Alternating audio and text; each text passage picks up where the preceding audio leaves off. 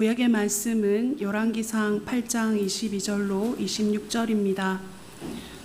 솔로몬이 여호와의 제단 앞에서 이스라엘의 온 회중과 마주 서서 하늘을 향하여 손을 펴고 이르되 이스라엘의 하나님 여호와여, 위로 하늘과 아래로 땅에 주와 같은 신이 없나이다.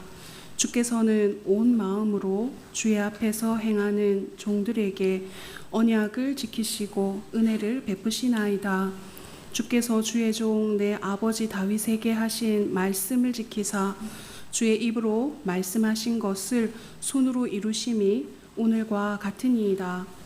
이스라엘의 하나님 여호와여, 주께서 주의 종 내 아버지 다윗에게 말씀하시기를 내 자손이 자기 길을 삼가서 내가 내 앞에서 행한 것 같이 내 앞에서 행하기만 하면 내게서 나서 이스라엘의 왕위에 앉을 사람이 내 앞에서 끊어지지 아니하리라 하셨사오니 이제 다윗을 위하여 그 허하신 말씀을 지키시옵소서.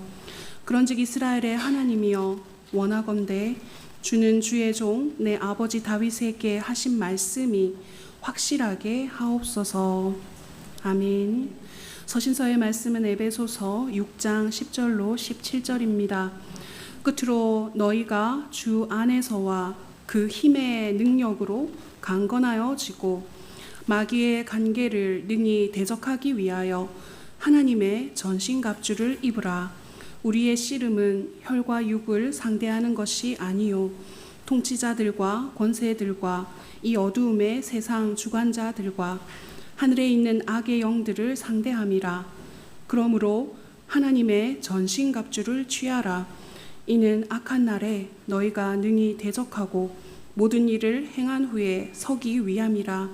그런즉 서서 진리로 너희 허리띠를 띠고 의의 호심경을 붙이고 평안의 복음이 준비한 것으로 신을 신고 모든 것 위에 믿음의 방패를 가지고 이로써 능히 악한 자의 모든 불화살을 소멸하고 구원의 투구와 성령의 검 곧 하나님의 말씀을 가지라.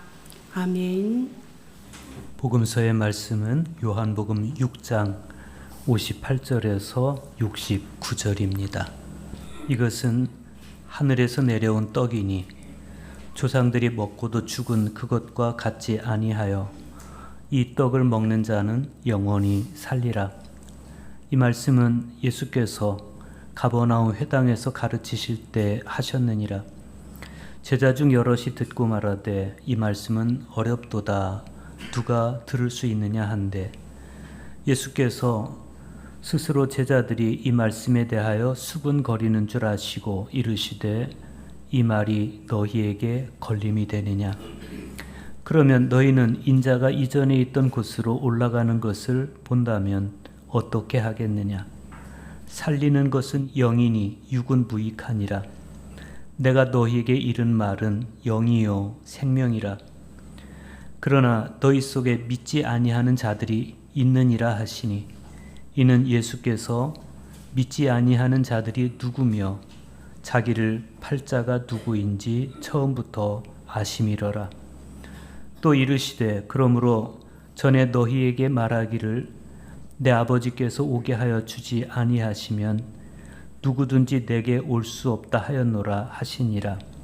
그때부터 그의 제자 중에서 많은 사람이 떠나가고 다시 그와 함께 다니지 아니하더라. 예수께서 12 제자에게 이르시되 너희도 가려느냐. 시몬 베드로가 대답하되 주여 영생의 말씀이 주께 있사오니 우리가 누구에게로 가오리이까. 우리가 주는 하나님의 거룩하신 자인 줄 믿고 알았사옵나이다. 아멘. 주님의 말씀입니다. 아비투스라는 용어가 있습니다. 사전적 의미로는 제2의 본성이란 의미입니다. 개인의 사고방식, 또 행동방식, 그리고 취향에 영향을 미치는 내재화된 시스템을 이야기하는 것입니다. 초기에는 아리스토텔레스라든지 토마스 아퀴나스 같은 철학자들이 주로 덕목과 습관을 의미하는 단어로 이 아비투스라는 용어를 사용하다가 20세기 들어서면서 프랑스의 사회학자인 피에르 브루디에에 의해서 사회적 환경에 따른 개인의 삶의 방식이란 맥락에서 재해석되기 시작했습니다. 그러면서 다시 주목을 받는 용어입니다. 지난주 우리가 보았던 말씀을 예로 들 수 있겠습니다. 여인으로 의인화된 지혜가 집을 짓고 상을 차린 후에 자기 여종을 보내서 사람들을 불러 모으는 초대가 있었습니다. 그런가 하면 속이 비어서 어리석은 여인이 부끄러운 줄도 모르고 수선을 떨면서 사람들을 불러 모으는 초대를 또 우리가 잠언 말씀을 통해서 봤습니다. 지혜 여성과 어리석은 여인, 두 여인 똑같이 자신의 메시지를 전달하기 위해서 먹고 마시는 은유를 사용했지만 그러나 이 두 메시지의 결과는 전혀 달랐습니다. 여성 지혜는 자신이 직접 음식을 요리해서 사람들을 초대했습니다. 이 초대는 생명과 명철의 초대였습니다. 반면에 어리석은 여인은 훔친 물과 몰래 먹는 떡을 준비해 놓고 불의한 음식이 주는 달콤함을 강조하면서 사람들을 유혹했습니다. 불로소득과 은밀성의 쾌감을 무기로 악한 일에 자신과 하나 되기를 유도했던 이 어리석은 여인의 초대는 죽음과 저승골짜기의 초대였습니다. 그래서 그 순간 초대받은 모든 사람들에게 요구되는 덕목은 분별이었습니다. 그리고 이 분별력은 오늘날 그리스도인인 우리 모두에게도 필요한 영적 덕목입니다. 지금 내가 걸어가는 길이 생명과 명철의 길인지 아니면 죽음과 저승골짜기의 길인지를 분별해서 아비투스, 즉 나의 제2의 본성을 쇄신하고 나의 사고방식과 나의 행동방식, 습관, 취미 이런 것들을 쇄신해서 삶 속에서 그리스도인다운 덕목을 실현해 가는 겁니다. 그런 면에서 오늘 성서일과는 우리에게 아주 중요한 영적 교훈으로 다가옵니다. 그 중에서 에베소서의 말씀을 보면 사도 바울의 말씀이 끝으로라는 부사로 시작이 되는 것을 볼 수가 있습니다. 에베소서 6장 10절 11절 보십시오. 끝으로 너희가 주 안에서와 그 힘의 능력으로 강건하여지고 마귀의 간계를 능히 대적하기 위하여 하나님의 전신 갑주를 입으라 그랬습니다. 바울은 이 말씀이 시작되기 이전인 에베소서 1장에서부터 3장까지는 허물과 죄로 죽은 우리를 살리시고 부르신 그리스도의 비밀이 뭔지를 설명했습니다.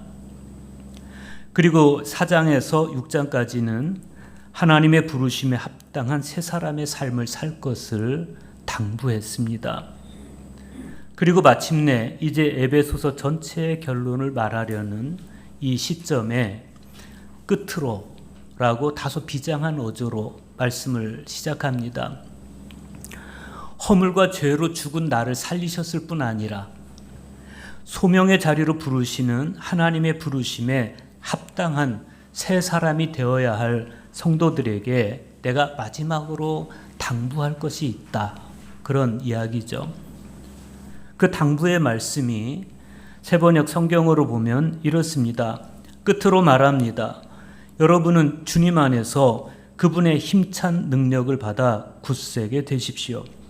악마의 간계에 맞설 수 있도록 하나님께서 주시는 장비로 완전 무장을 하십시오. 도대체 우리 전투의 대상이 누구이기에 바울이 이렇게 비장하게 이야기하는 것일까? 우리 그리스도인의 싸움은 영적 싸움이고 그 싸움의 대상은 악마의 관계입니다. 악마는 우리에게 드러내놓고 공개적으로 싸움을 걸어오지 않고 관계를 사용합니다.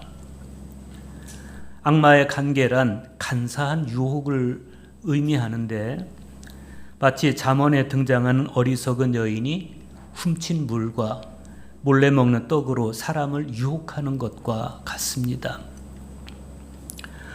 악마는 영리하게도 빛의 천사의 모습으로 가장하고 사람들이 자기를 선의 사자로 보도록 설득하려고 애를 씁니다. 바울에 따르면 그리스도인들이 허물과 죄로 죽은 상태를 벗어나서 하나님의 부르심에 합당한 새 사람의 삶을 살려고 할 때 그때 필요적으로 악마의 관계에 맞서 싸우는 과정이 기다립니다. 그리고 그 싸움은 전사가 전투를 치르는 것과 같으니 하나님께서 주시는 장비로 완전 무장을 하라. 그런 말씀이에요. 사도 바울의 이 마지막 당부는 마치 전쟁을 앞둔 군인들을 향한 장수의 경문처럼 들립니다. 이어지는 말씀을 보면 바울이 전투의 대상에 대해서 아주 독특한 표현을 쓰는 것을 볼 수 있습니다. 우리의 싸움은 혈과 육을 상대하는 것이 아니요 통치자들과 권세자들과 이 어둠의 세상 주관자들과 하늘에 있는 악의 영들을 상대함이라. 어둠의 세상 주관자들이란 표현은 바울만 사용하는 표현입니다. 그래서 이 표현은 여기에만 있습니다.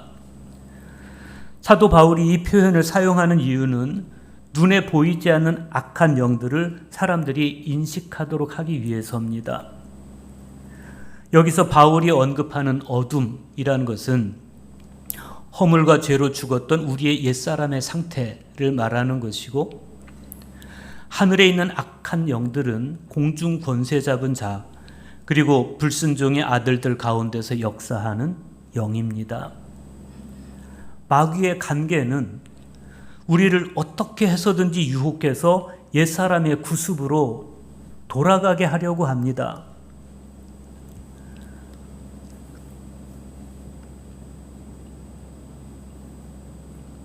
잠시만요. 그래서 사도 바울은 성도들을 향해서 애타게 하나님의 전신 갑주를 입으라고 당부합니다. 여기서 하나님의 전신 갑주를 의미하는 헬라어는 파노플리아라고 합니다. 그래서 완전한 갑옷입니다. 완전 무장을 하라 이런 의미예요. 14절에서 17절까지 읽어보면 사도 바울이 이 완전 무장을 문학적으로 묘사했습니다.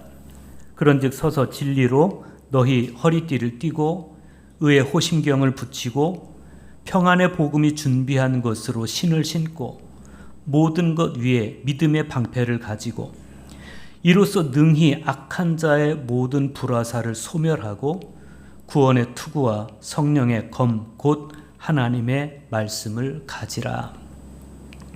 먼저 바울은 서서라고 말합니다. 서 있는 상태를 강조하는 것인데 헬라어로 히스테미, 즉 서다라는 동사는 전투를 앞둔 군인들의 부동 자세를 의미하는 것입니다. 전투를 위해서 지금 힘을 모으고 기를 모으는 그런 상태입니다.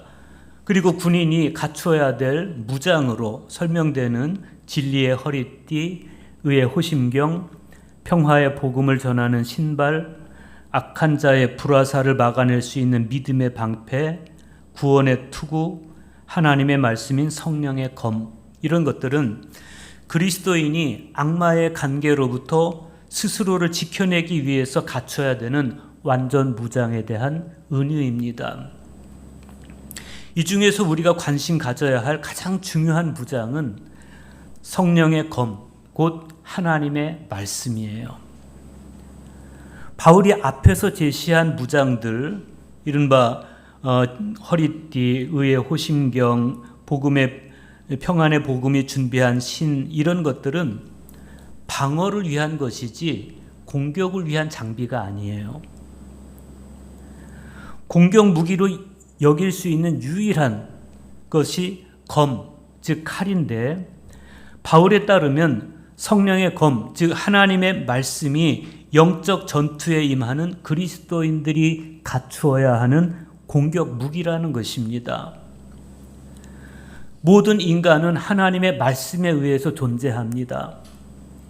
그리고 하나님 말씀에 의해서 거룩하고 흠이 없는 존재로 지어져 갑니다. 하나님이 우리 존재 안에 불어넣으신 말씀이 우리 내면에서 끊임없이 성육신 하셔야 됩니다. 그럼으로써만 우리의 육체적인 삶, 정신적, 심리적, 정서적 삶, 이런 것들이 우리가 관계하는 모든 영역에서 그리스도의 향기로 드러나게 되는 것이죠. 그러나 많은 그리스도인들이 말씀보다는 세속의 문화 안에서 아비투스, 즉 제2의 본성을 형성해 갑니다. 그 대표적인 예가 우리가 지난주에 보았던 예수님의 말씀에 대한 군중들의 반응입니다. 예수님은 군중들을 향해서 이렇게 말씀하셨습니다. 나는 하늘에서 내려온 살아있는 떡이니 사람이 이 떡을 먹으면 영생하리라. 그런데 이 말씀에 대한 사람들의 반응은 냉소적이었습니다. 유대인들은 이 사람이 어찌 자기 살을 우리에게 주어서 먹게 하겠느냐, 그러면서 반감을 드러냈습니다. 이들의 반감이 그렇게 새삼스럽지 않습니다. 왜냐하면 예수님께서 한 가지씩 말씀하실 때마다 그들은 한결같이 냉소적이었습니다. 그런데 오늘 복음서의 말씀을 읽다 보면 그런 반응이 심지어 제자들에게서도 나타나는 것을 볼 수가 있어요. 예수님께서 당신을 하늘에서 내려온 떡이라고, 이 떡을 먹는 자는 영원히 살리라고 말씀하셨습니다. 그런데 제자 중 여럿의 반응이 이랬습니다. 이 말씀은 어렵도다. 누가 들을 수 있으랴. 물론 여기 등장하는 제자는 12제자라기보다는 더 확대된 그룹의 제자들일 수 있습니다. 누가복음 10장 1절에 보면 70인의 제자가 등장합니다. 여기서 요한이 말하는 제자 중 여럿은 아마 70인의 제자 중에 한 사람일 수도 있겠습니다. 그 다음에 보면 예수님께서 당신을 팔자가 누구인지 아심이라 이렇게 말씀하신 것을 보면 유다 같은 사람도 여기에 포함될 수 있겠습니다. 그런데 이 사람들은 왜 주님의 말씀을 어렵게 여겼을까? 복음서를 읽다 보면 예수님께서 당신 생각을 전달하실 때 때로는 그냥 건조하게 문장으로 전달하실 때도 있고 어떤 때는 수사를 동원해서 설득하실 때가 있습니다. 아리스토텔레스는 레토리케, 즉 수사에 대해서 가능한 모든 설득 수단을 찾아내는 능력이다, 이렇게 정의한 바 있습니다. 모든 사람이 이해할 수 없는 특정한 분야의 어떤 주제에 대해서 이야기할 때 수사학이나 변증술 혹은 대화술을 사용한다는 거예요. 실제로 예수님께서 태어나시기 이전인 기원전 1세기에 활동했던 키케로라고 하는 로마의 정치인이 수사학에 관해서 이야기하면서 수사학이 가진 실용적 미덕을 예찬했습니다. 정신과 귀에 이해하기 쉬운 효과적인 표현이다, 이렇게 말해요. 나는 하늘에서 내려온 살아있는 떡이니 사람이 이 떡을 먹으면 영생하리라. 주님은 수사를 사용하십니다. 왜 그렇습니까? 제자들의 귀에 이해하기 쉽게 하시려고. 주님이 얼마나 애를 쓰시는지 우리는 이 하나의 수사를 통해서도 볼 수 있습니다. 그런데 제자들은 주님의 이 노력과 달리 이 말씀은 어렵도다라고 반응하는 거예요. 왜 이런 현상이 나타납니까? 여기서 어렵다라는 단어는 히라보로 스크렐로스예요. 그래서 딱딱하다, 거칠다, 접촉하기 어렵다 이런 뜻입니다. 그러니까 이 말씀은 어렵도다라고 하는 그 반응은 이해하기 어렵다기보다는 받아들이기 어렵다는 겁니다.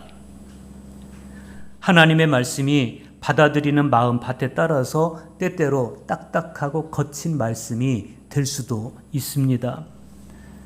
70인역 성경에 의하면 창세기 21장 11절에서 사라가 아브라함에게 하갈을 내쫓으라고 그래요. 그때 그 하갈의 말을 듣는 아브라함의 마음이 스클레로스, 딱딱하고 거칠었다 그랬어요. 마태복음 25장 24절에서 당신은 굳은 사람이라 이렇게 말할 때 스클레로스, 당신은 마음이 딱딱하고 거칠은 사람입니다.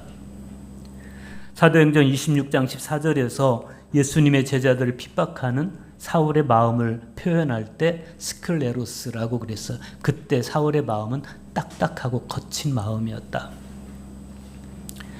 예수님의 말씀이 딱딱하게 들리고 거칠게 들려와서 받아들일 수 없는 사람들, 그래서 거부한 사람들, 이 사람들은 그냥 유대인들만이 아니에요. 예수님 제자 중에 그런 사람이 있었다는 겁니다. 제자 중 여럿이 그랬다는 겁니다. 예수님은 그런 제자들의 마음을 알고 계셨습니다. 그래서 물으세요. 이 말이 너희에게 걸림이 되느냐? 원문대로 이 말씀을 해석하면 내 말이 너희를 걸려 넘어지게 하느냐? 그런 거예요. 진리가 이렇게 인간의 이성에 거칠게 느껴지고 그래서 사람이 걸려 넘어지는 것은 사람들이 진리대로 살지 못하기 때문입니다. 우리가 하나님 말씀대로 산다면 진리가 우리에게 걸림이 되지 않을 겁니다. 영의 세계에는 항상 육의 것들이 걸림이 됩니다. 그 이유는 인간의 한계와 죄성 때문입니다. 하나님의 거룩하심과 의로우심을 이해하기에는 인간의 마음에 죄와 불의가 너무 많아요. 불의는 정의를 이해하지 못합니다. 죄는 거룩을 이해하지 못합니다. 그래서 불의와 죄에 묻혀 사는 사람들에게 정의를 요구하고 거룩을 요구하면 사람들은 그 말에 걸려 넘어지든지 아니면 화를 내든지 그렇습니다. 독일의 신학자인 루돌프 불트만은 유대인들과 제자들이 보인 이 걸림 현상, 왜 예수님 말씀에 저들은 어렵도다, 이 말씀은 어렵도다, 누가 따를 수 있으랴 그러면서 걸려 넘어졌을까? 예수님의 살과 피를 먹고 마신다는 이성적으로 이해할 수 없는 말씀, 그것도 그들에게는 걸림이 됐지만 그리스도의 참혹한 십자가의 사건을 자신들에게도 연관지어서 그들 자신도 순교의 삶을 살아야 된다는 결단의 요구로 받아들였을 때 그들은 걸려 넘어질 수밖에 없었다는 겁니다. 그러나 주님은 이 이야기의 결론을 단지 그냥 그들의 반발을 누그러뜨리기 위한 그런 것이 아니고 그들이 하나님께서 보시는 바로 그 눈을 뜨고 영적 시선을 뜨고 이 말씀을 믿을 수 있도록 대화를 이끌어 가세요. 62절 보십시오. 그러면 너희는 인자가 이전에 있던 곳으로 올라가는 것을 본다면 어떻게 하겠느냐라고 질문을 던지십니다. 여기서 이 질문에서 드러나는 예수님 마음이 참 섬세하시다, 따뜻하시다라고 느껴지는 것이 강압적으로 제자들을 믿게 하려고 애쓰시지 않고 제자들이 영적 통찰력을 회복할 수 있도록, 영적 시선을 회복할 수 있도록 그들의 가장 기본적인 시선을 조정해 주고 계시기 때문에 그렇죠. 만약 너희가 내가 승천하는 것을 보게 된다면 그래도 여전히 내 말에 걸려 넘어지고 지금처럼 분을 내겠느냐, 이런 말씀입니다. 예수님은 가장 핵심적인 이 메시아 사건, 이 복음의 사건을 통해서 제자들이 진리를 깨닫도록 이끌고 계십니다. 그리고 이제 63절에서 예수님은 좀 더 깊은 차원으로 제자들을 이끌어 가셔요. 살리는 것은 영이니 육은 무익하니라. 내가 너희에게 이른 말은 영이요 생명이라. 이 말씀 아주 중요합니다. 예수님께서는 사람들이 예수님 말씀을 알아듣지 못하고 수군거리는 이유가 당신께서 하신 말씀이 육의 언어가 아니기 때문이다 라고 생각을 하신 것 같아요. 그러니까 당신의 말씀이 그들에게 익숙한 육의 말이 아니고 영의 말씀이었기 때문에 인간의 관점에서는 절대로 당신 말씀을 이해할 수도 없고 깨달을 수도 없다, 이런 뜻입니다. 육은 무익하다. 이게 무슨 말씀입니까? 인간의 육신이 필요 없다, 이런 뜻이 아니에요. 인간의 이성과 본능으로 영의 말씀을 해석하는 것은 불가능하다, 이런 의미입니다. 물론 그리스도교 진리를 머리로 이성으로 이해하고 수용하는 것도 믿음입니다. 그러나 그것은 자칫 얕은 믿음에서 끝날 수가 있습니다. 하나님의 영이 내게 임재하셔서 성령의 도우심으로 말씀이 깨달아질 때 우리는 깊은 믿음의 소유자가 됩니다. 깊은 믿음을 소유해야 됩니다. 깊은 믿음을 소유하면 깊은 사람이 됩니다. 그런데 다른 사람도 아니고 예수님의 제자들이 이 말씀은 어렵도다 라면서 떠나요. 지금까지 표면적 제자로 살아온 겁니다. 저들의 내면은 그냥 세상 사람들과 별반 다르지 않습니다.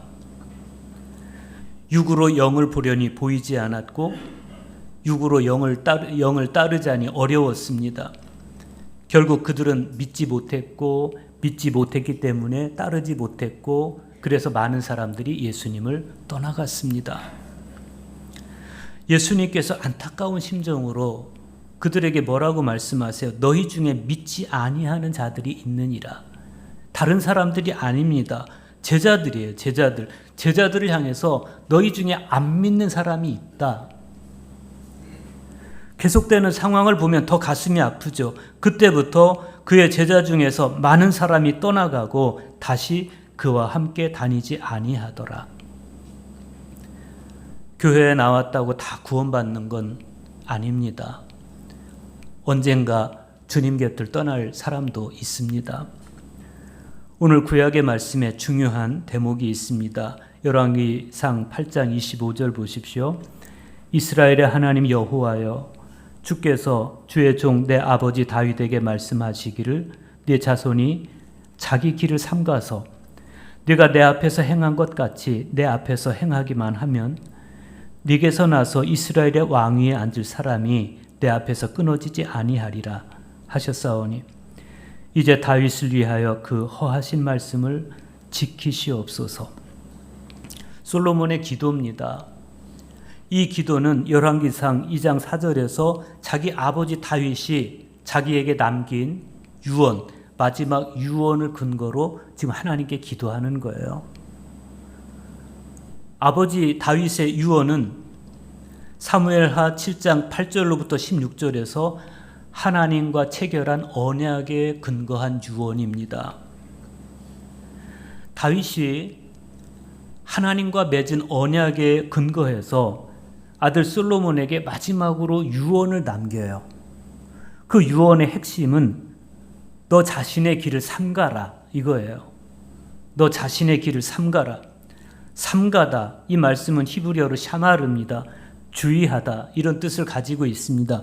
네가 걸어가고 있는 길을 면밀하게 주의해서 하나님의 뜻에서 벗어나지 않게 하라, 이런 말씀입니다. 구약 성경에서나 신약 성경에서나 가장 중요한 것은 삼가 주의해서 너 자신의 길이 아닌 하나님과 하나인 길을 걸어가는 겁니다. 우리는 대개 내 마음이 원하는 삶을 살고 내 판단이 시키는 삶을 살고 싶어 합니다. 그러나 그리스도인의 삶은 그런 게 아닙니다.